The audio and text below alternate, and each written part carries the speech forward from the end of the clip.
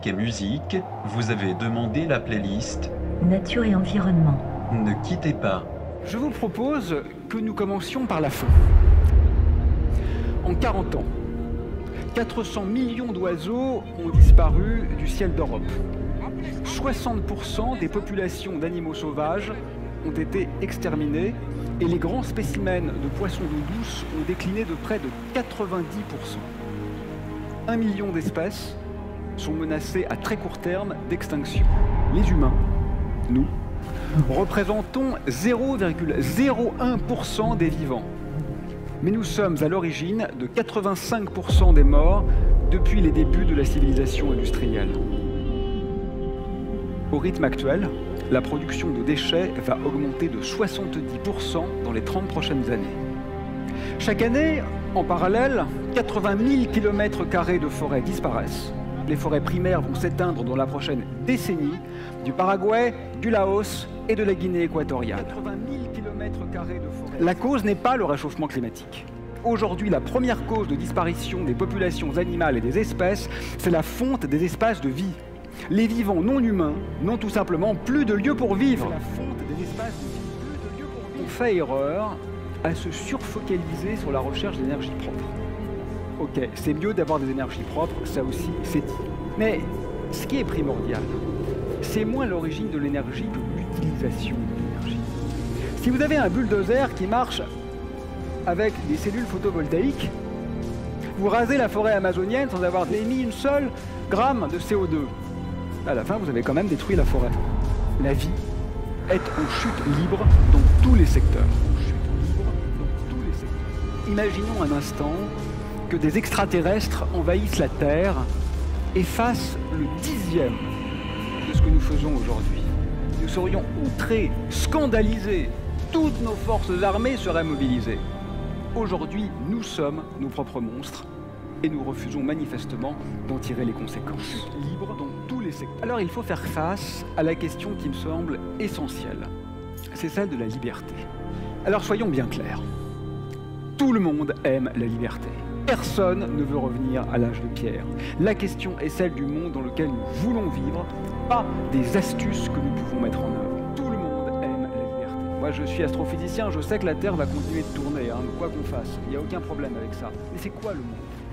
Le monde, c'est le fragile, c'est le miraculeux, c'est le merveilleux, c'est le divers. Donc, en ce sens-là, oui, je peux parler d'un... Bon, merci particulièrement à Baba. Et d'ailleurs, qui est un plaisir pour nous, le changement de notre dinosaure.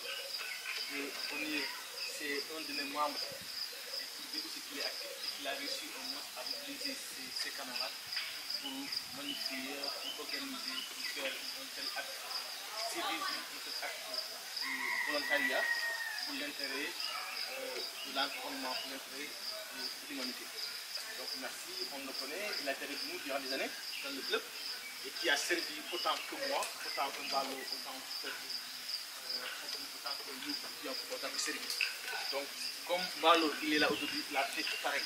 Donc, je tenais à témoigner, pas ces quelques mots à un endroit, c'est lui dans ce village, à l'occasion de ce développement-là. Merci, Mbalo.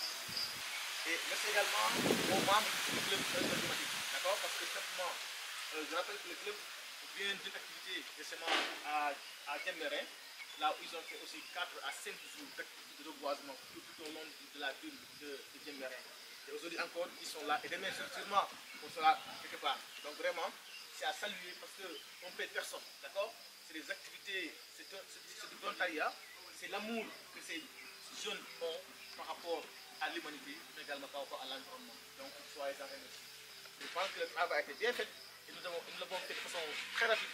Moi, j'étais même étonné parce que moi, je sais que j'avais un problème dans mon reboisement de mangrove, je sais que c'est difficile, d'accord? Même si c'est vrai, je ne suis pas technicien, mais je sais que c'est difficile.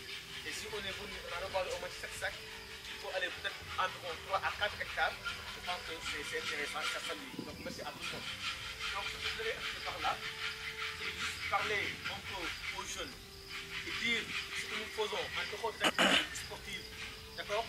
Pouvons impacter positivement dans le cadre de l'environnement. Et c'est un appel que je lance, que ce soit les jeunes de Pénabon, de Ziguinchor, de Bignona.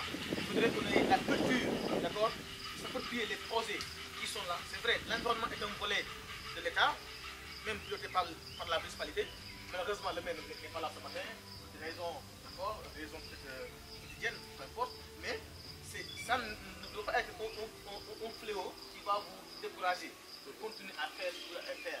C'est sa mission à lui, mais vous aussi votre responsabilité. D'accord? Nous continuons à œuvrer dans ce cadre-là pour au moins donner la Casamance sa nature. Parce que souvent, je dis souvent quand je suis dans des rencontres, on dit la Casamance d'ailleurs est représentée par la verdure. Et même aujourd'hui, l'Union par exemple souffre énormément du déboisement, de la déforestation. Et aujourd'hui, je pense que nous tous sommes conscients, nous devons être ces jeunes-là qui vont plus ou moins redonner l'espoir de Bignona et l'espoir de Casamance. Parce que si on dit Casamance, tout le monde dit oui, c'est la vertu du Sénégal. Donc voilà, c'est quelques mots que je voulais en tout cas adresser à cette assemblée-là et souhaiter voilà, à une bonne partage d'expérience par rapport à ce qu'on va venir tout à l'heure.